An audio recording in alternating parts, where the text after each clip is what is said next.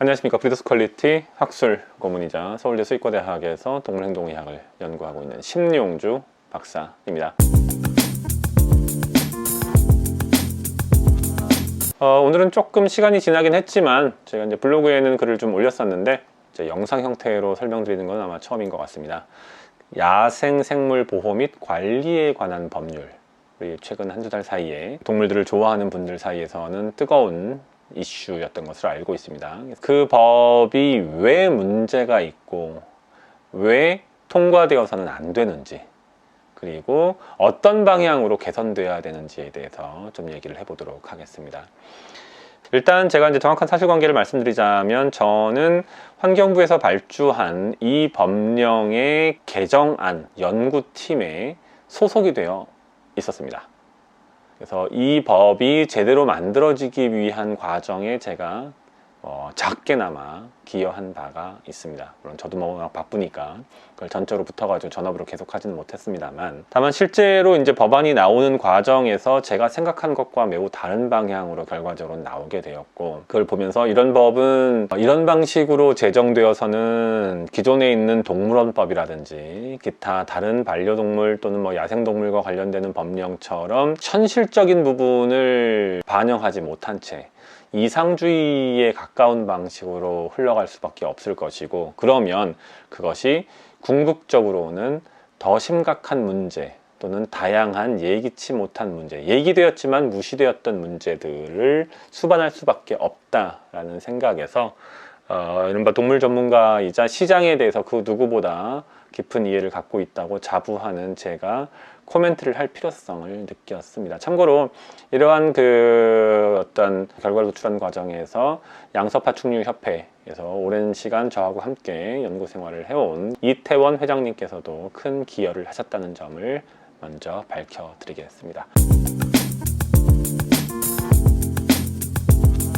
자, 이번에 나온 야생동물, 야생생물 보호 및 관리에 관한 법률은 무엇이 문제인지 하나하나 한번 살펴보도록 하겠습니다. 일단 첫 번째 편에서는 저희가 인간의 본성, 문화, 경제, 사회 발달이라고 하는 측면에 동물 사육이 미친 영향에 대해서 먼저 한번 알아보도록 하겠습니다. 저는 나이가 이제 한 40대 중반 정도 되었습니다. 많이 살았다면 많이 살았고, 아직 삶에 대해서 잘 알지 못한다고 볼 수 있는 그런 애매모호한 나이입니다. 그럼에도 불구하고 동물에 관해서 오랜 시간 동안 다양한 책을 읽고 경험을 하다 보니 동물이라고 하는 것이 인간 삶에 있어서 딱 잘라서 떼어내기 어렵다는 사실을 깨닫게 되었습니다. 자, 과거로 한번 돌아보겠습니다. 무슨 이야기인지 한 번 더 살펴보기 위해서 우리 인간이 지금과 같은 문명을 또는 고도의 어떤 과학기술을 만들어내게 된 시초는 어디에서 왔을까요? 우리가 우리하고 99% 이상의 유전적 동질성을 가지고 있는 침팬지나 보노보와 달리 현대와 같은 문명을 이룩하게 된 결정적 차이는 어디서 왔을까요? 갑자기 왜 동물 얘기하다가 야생동물 얘기하다 무슨 고고학이나 역사 얘기를 하냐고. 아주 중요한 포인트이기 때문입니다. 제가 아는 한 인간이 지금과 같은 수준의 기술 발전을 이룩하게 된 결정적 계기는 바로 노동력의 보완책을 확보하고 거기에서 잉여 농산물, 잉여 단백질을 확보한 농업혁명에서 그 원인을 찾을 수 있지 않을까 합니다. 그런데 이 농업혁명의 기저에 더 중요한 핵심적인 포인트가 하나 숨어 있습니다. 무엇이냐 하면 바로 야생에 존재하던 종들을 인간의 목적에 맞게 개량하는 작업들입니다. 이를테면 우리가 현재 주식으로 삼고 있는 벼나 또는 밀 같은 경우에 원래는 야생밀이나 야생벼에서 왔습니다. 현재 밀 품종만 수만 가지가 넘고 벼도 마찬가지입니다. 제가 대충 기억하는 쌀 품종만도 벼 품종은 수십 가지가 넘습니다. 근데 그 위에는 야생벼와 야생밀이 있었다는 거죠. 즉 우리의 인간 선조들이 수만 년, 수천, 농업혁명은 약 5,000년 전이니까 5,000년 전에 야생에 있는 그런 초본류들을 개량하지 못했다면 현재 우리는 지금과 같은 수준의 영양적인 풍요로움을 누리지 못했겠죠. 영양적인 풍요로움이 왜 중요합니까? 북한하고 우리를 비교했을 때, 북한 사람들하고 우리나라 사람들을 비교했을 때, 북한 병사와 우리 병사를 비교했을 때 비교표 많이 보셨을 겁니다. 그쪽은 평균 키가 70이 채 안 되는 걸로 알고 있습니다. 우리는 어떻습니까? 네, 70이 월등히 넘어가고 80, 90씩 되는 덩치 큰 병사들도 적지 않습니다. 이유는 한 가지, 잘 먹어서입니다. 잘 먹으면 어떻게 됩니까? 두뇌가 급격히 또 성장할 수 있습니다. 두뇌가 커지면 사고 능력이 깊어지고 새로운 기술을 만들어낼 수 있겠죠. 근데 우리가 한 가지 간과하고 있는 것이 또 있습니다. 바로 가축화라는 겁니다. 밀은 아무리 먹어봤자, 쌀은 아무리 먹어봤자 영양분의 응축도, 농축도가 그리 높지 않습니다. 그러면 무엇이냐고요? 네, 바로 고기죠. 인간이 야생동물을 길들여서 그 야생동물로부터 고기를 취하게 됨으로써 인간은 지금의 인간이 비로소 될 수 있었던 것입니다. 왜? 소량만 먹어도 높은 에너지 농축도를 갖고 있기 때문에, 단백질을 용이하게 섭취할 수 있기 때문에, 동시에 그 동물을 통해서 무엇을 할 수 있었습니까? 밭을 갈고 지력을 향상시켜서 그 동물의 변을 가지고 경작이 더 용이하게 될 수 있었죠. 즉, 현재 우리 인간들이 지금과 같은 수준의 과학 문명을 이루게 된 결정적인 변환점은 어디에서 왔다? 야생동물을 길들이기 시작했던 우리의 수천 년 전 선조들의 뛰어난 업적 때문이다. 한 번의 가축화만 있었던 것이 아닙니다. 수십 가지 종에 대해서 계속적으로 가축화가 이루어지고 그 가축화에서 새로운 품종을 도출해내는 육종학적인 측면에서의 성과도 있었습니다. 여러분들 보시는 닭의 종류, 우리가 잡아서 먹고 관상용으로도 보는 닭의 종류가 대략 몇 가지나 되는지 아십니까? 제가 대충 기억하는 것만 수백 가지입니다. 여러분들은 잘 모르시겠지만 비둘기를 인간이 개량해온 역사가 불과 200~300년밖에 안 됩니다. 보통 우리가 비둘기라고 하면 여기 돌아다니는 이런 집비둘기 정도로 생각하실 텐데, 비둘기의 종류는 상상을 초월할 정도로 다양합니다. 한번 구글에서 비둘기 품종이라고 쳐보십시오. 턱이 빠져서 입이 안 닿을 정도의 다양성을 보이는 비둘기들이 존재합니다. 어떤 비둘기들은 목이 이렇게 깁니다. 타조처럼. 어떤 비둘기는 발에 깃털이 장식깃이 이렇게 덮여 있습니다. 마치 날개처럼. 날개가 4개인 것처럼 보입니다. 어떤 비둘기는 닭처럼 뚱뚱합니다. 어떤 비둘기는 머리 뒤에 관이 이렇게 있습니다. 어떤 비둘기는 자코뱅 스타일의 옷을 입은 것처럼 목깃이 부풀어 있습니다. 공작 비둘기도 많이 보셨죠? 꽁지깃이 공작처럼 펴져. 네. 누가 만들었습니까? 우리 인간이 만들었습니다. 장황하게 말씀을 드려서 죄송합니다. 제가 드리고자 하는 말씀의 요지는 동물을 길들이고 새로운 품종을 만들어내는 것이 인류 문화사 발달의 근간이고, 그것을 통해서 우리는 영양분을 쉽게 얻을 수 있게 되었고, 인간의 노동력을 절약하고 대신에 농업 생산성을 높일 수 있었고, 그 덕분에 잉여 생산물이 생기고 우리의 신체가 발달함으로써 지적 능력이 우수해져서 현재와 같은 경제 발전과 과학기술 발전을 이룰 수 있었다는 것이죠. 그런데 이러한 행동은 인간이라고 하는 종이 가지고 있는 유전자에 각인되어 있는 자연스러운 행동입니다. 그럼 어떤 결론이 도출됩니까? 이 법은 인간이 지난 수만 년간 야생동물을 길들이고 그 야생동물을 통해서 새로운 품종을 만들어내었던 인간 본연의, 인간 고유의 문화적인 행위를 막는 반인간적인 법이라는 거죠. 그래서 이제 인간의 본성이라고 하는 측면, 그 다음에 우리가 현재 이 정도 수준의 문화나 어떤 기술, 경제, 사회적, 정치적인 발달에 이르게 된 가장 핵심이 야생동물을 지속적으로 가축화하고 가축화한 야생동물을 인간의 목적에 맞게 개량하는 것에 있었고, 그것이 인간의 DNA에 아로 새겨져 있는 우리의 본능이라고 하는 측면, 본능이라고 이해했을 때 현재 이 법은 그것에 완전히 반하고 있다라고 하는 어떤 거대 담론적인 측면에서 제가 말씀을 드려봤습니다. 이번 야생동물, 야생생물 관련되는 법 개정안에는 또 한 가지 중요한 문제가 있습니다. 이 법안이 만들어지게 된, 개정안이 발의되게 된 계기는 현재 코로나19 팬데믹하고 관련되어 있습니다.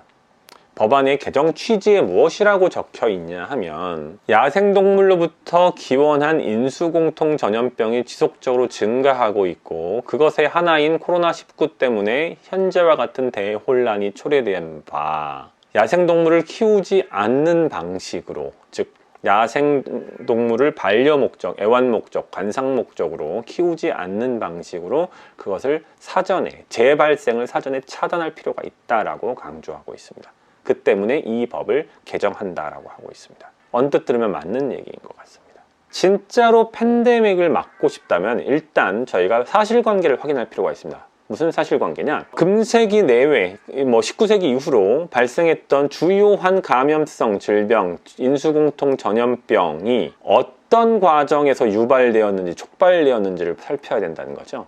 즉, 애완 목적이나 관상 목적으로 길러지는 야생동물 때문에 발생한 것인지 아니면 그 이외의 다른 이유 때문인지를 살펴볼 필요가 있습니다.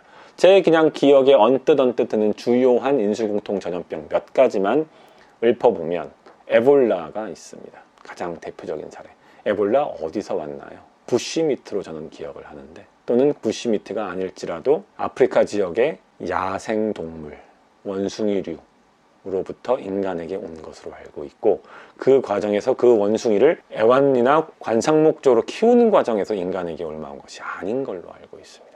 에볼라는 원래 그 지역의 인간이나 또는 원숭이류가 늘상적으로 감염되고 있던 바이러스성 질병이었고 그것이 우연한 기회에 서구로 전파되면서 문제가 되었다라고 기억합니다. 한국이나 일본이나 뉴욕에서 아파트에서 동물을 키우다 발생한 게 아니라는 거죠. 최근에 있었던 코로나19 한번 다시 살펴보겠습니다. 코로나19 어떻게 발생했습니까? 지금까지 알려진 바로는 중국 우한 지역에 있는 야생동물 시장. 그거 봐, 야생동물이잖아. 네, 야생동물을 잡아먹는, 야생동물을 고기로 판매하는 시장이었습니다. 조금 더 들어가 보겠습니다. 국내에서 발생하고 있는 인수공통 전염병 중에 가장 강력한 문제를 유발하는 것 뭐가 있을까요? 네, AI 무엇 때문에 발생합니까? 철새들, 물새류. 우리가 기러기를 잡아서 반려 목적으로 키우는 과정에서 발생했나요? 그냥 날아가면서 똥을 쌉니다. 그럼 떨어진 똥에 그냥 AI 바이러스가 있어요. 그럼 진짜 정말로 팬데믹을 막기 위해서라면 뭘 해야 됩니까? 철새들을 막아야겠죠. 네, 거대한 그물을 한반도 상공에 쳐서 일단 철새가 단 한 마리도 못 넘어오게 하거나 또는 독약을 놔서 모든 철새를 다 죽여야 되는 거 아닙니까? 그게 가장 확실한 방법인 것 같은데 사실 지금 이 법의 방향성을 보자면 같은 맥락입니다. 네, 같은 맥락입니다. 무슨 말씀이냐? 그렇게 할 수 있습니까? 안 됩니다. 그 다음에 그게 문제입니까? 그것이 정말 그런 방식으로 해서 팬데믹을 막을 수 있습니까? 아닙니다. 우리가 살아있는 한, 인류가 이 땅에서 숨쉬는 한 동물, 야생동물과의 접촉을 막을 수 있는 방법은 없습니다. 오히려 정말로 팬데믹을 막고 싶다면 이런 앞뒤가 맞지 않는 주장을 하지 말고 다음 팬데믹을 유발할 바이러스나 박테리아가 무엇인지 연구하고 빨리 조기에 경고차를 내릴 수 있는 국제적인 협조 시스템을 만드는 것이 맞습니다. 제가 왜 이 말씀을 드리냐 하면 제가 아는 한, 누군가 다른 자료가 있으면 저한테 보내주십시오. 제가 아는 한 팬데믹 이후 전 세계 어디에서도 우리나라를 제외하고 다음 팬데믹을 막기 위해 동물 사육을 제한하자라는 식의 접근은 들어보지 못했습니다. 전 야생동물이라고 하지 않고 외산동물이라고 부르고자 하는데 외산동물이 정말 팬데믹을 유발합니까? 라는 질문에 답변 주실 수 있으시면 그 답변에 제가 수긍할 수 있다면 이렇게 길러지는 외산동물 때문에 팬데믹과 유사한 또는 그것에 준하는 위험이 발생한 적이 있다면 알려주십시오. 흔히 드는 것이 양서류에게 발생하는 항아리 곰팡이병이라고 하는 것을 드는데 그게 인수공통 전염병은 아니지 않습니까? 사실관계는 정확하게 짚고 넘어가야 되니까요. 자, 두 번째 이야기 말씀드렸습니다.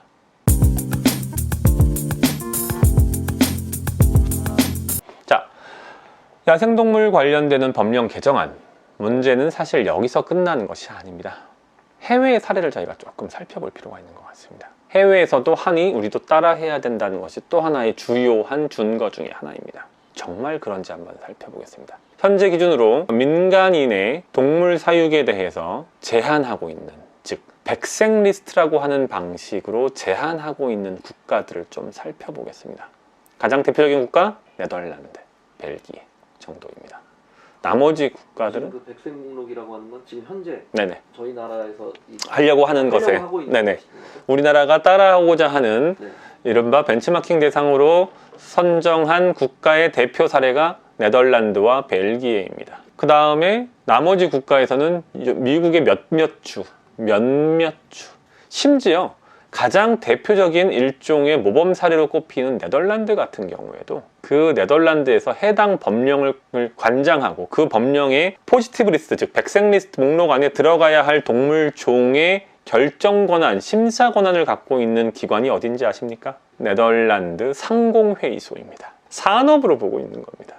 좀 더 들어가 보겠습니다. 제가 이제 블로그에서 상세히 설명을 드렸었는데 이 네덜란드의 백색 리스트 체계는 전체적으로 두 가지 구성으로 되어 있고, 일단 대상 동물은 포유동물만입니다. 조류, 양서, 파충류, 어류 등등은 없습니다. 우리는 조류와 양서, 파충류를 집어넣으려고 하고 있습니다. 우리가 모델로 삼고 있는 네덜란드가 수십 년 동안 동물보호단체가 난리치고 해서 결국은 종심사 권한을 네덜란드 상공회의소가 갖고 있다는 전제하에 포유동물만 대상종으로 하고 있고, 그 포유동물 내에도 90개 종이 들어가 있습니다. 99개 종이었던 걸 기억합니다.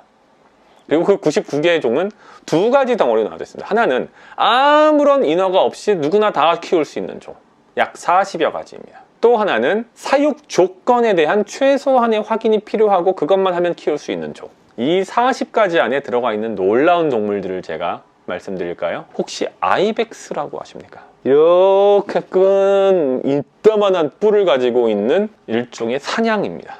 절벽에 이렇게 붙어있는, 제 몸의 반 정도 되는 이만한 뿔을 가지고 있는 거대한 암벽에 서식하는 사냥입니다. 그 개를 키울 수 있다는 네? 아무런 제약 없이. 네, 물소도 있습니다.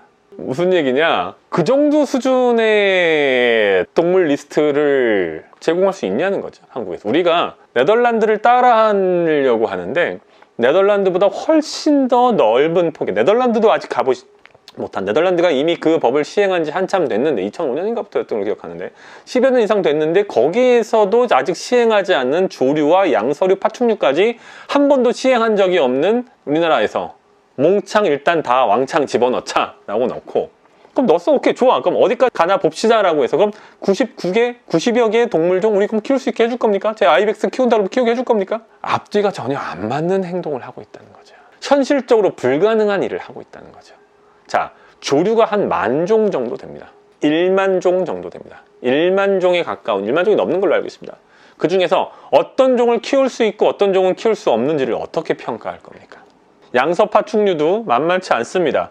그 중에 무엇은 키울 수 있고 무엇은 키울 수 없는지를 어떻게 평가할 겁니까? 한 가지 더 물어보고 싶습니다. 만약에 A라고 하는 종을 가져와도 된다라고 했습니다. 그런데 그 종에서 만에 하나 인수공통 전염병, 한 번도 발생한 적이 없는 새로운 인수공통 전염병이 발생하면 누가 책임질까요? 이건 약간 책임 소재 내지는 실무적인 측면이 있는데 누가 책임질까요?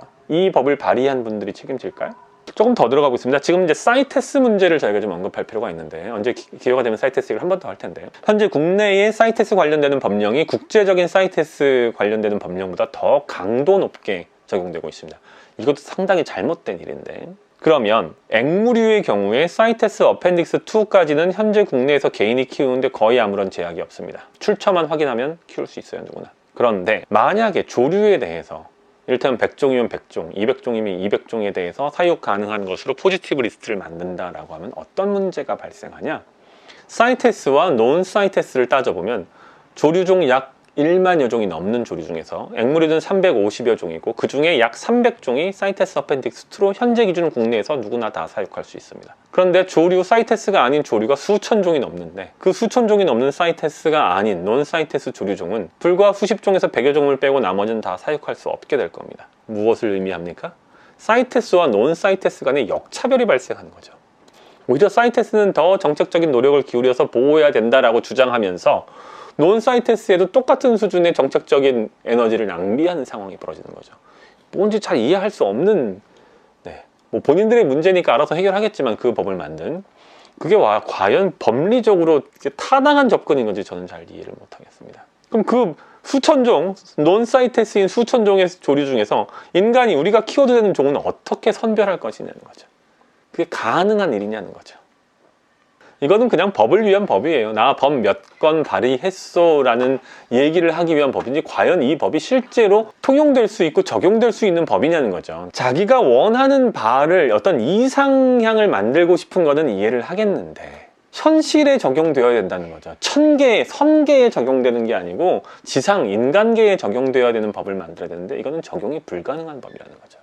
예를 들어서 현재 기준으로 앵무류, 국내에서 거의 3위, 4위에 올라갈 정도로 많이 길러지는 단일동물 분류로는 흔한 동물인데 앵무류에 있어서 종 판별이 가능한 전문가 집단이 실질적으로 국내에 거의 없습니다. 제가 거의 유일하다고 할 정도입니다. 현재 학계에서. 들어보면 저 종이 무엇인지 알지 못해요. 근데 이 법상에서는 동물의 유통 수입과 관련한 인허가를 각급 지자체의 담당자들에게 일임하고 있습니다.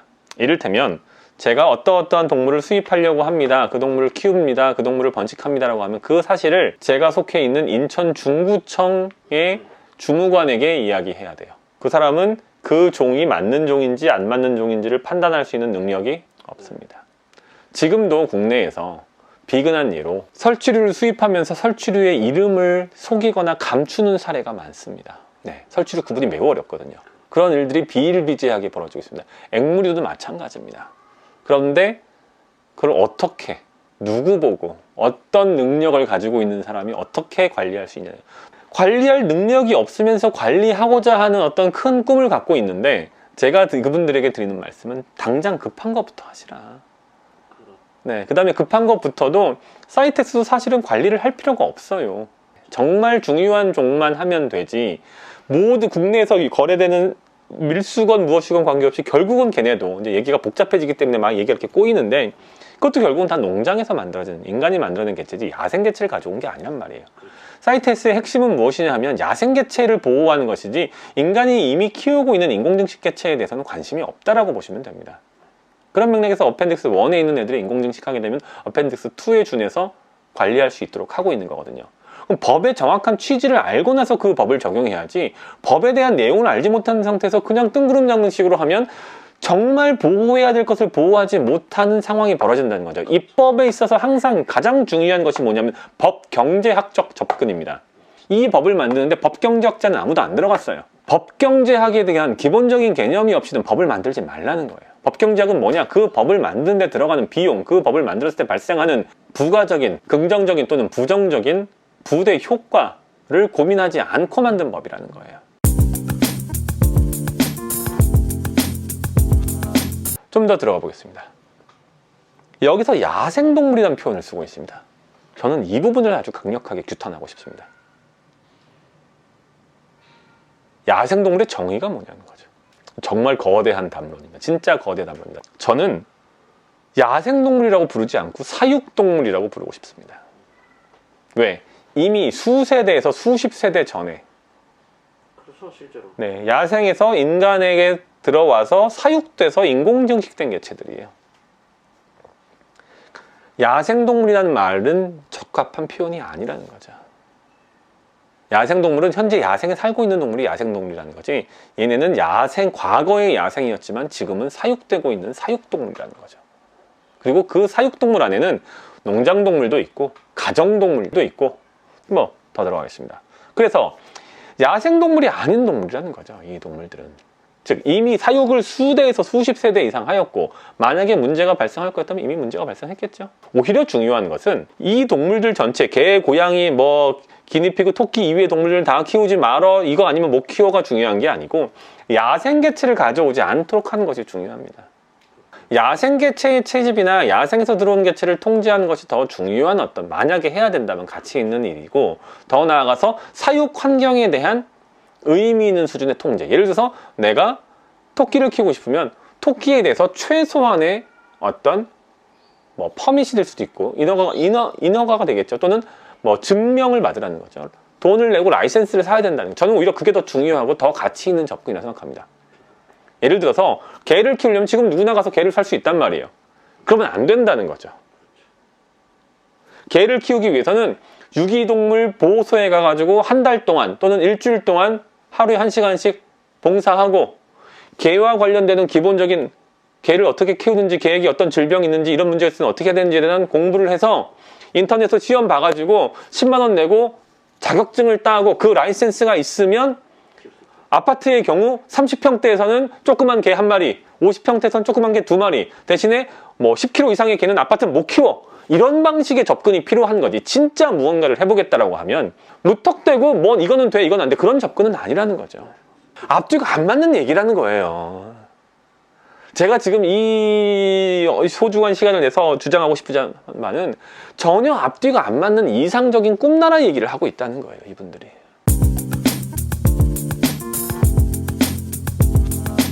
방금 했던 얘기들을 제가 정리하자면 이거는 현실 사회에서 통용될 수 없는, 적용이 불가능한 법이라는 거예요. 적용할 만한 가치도 없고. 도대체 저는 이 법을 왜 만들었는지 모르겠습니다. 이 방송을 듣고 계신 분들의 대부분이 아마 피디님처럼 젊은 분들일 거예요. 관심이 네. 피디님 혹시 AI 전문가십니까? 아니면 AI 전문가 하고 싶으세요? 아니었습니다. 나로호를 발사하는 과정에 있어서 어떤 역할을 하실 수 있으십니까? 아니었습니다.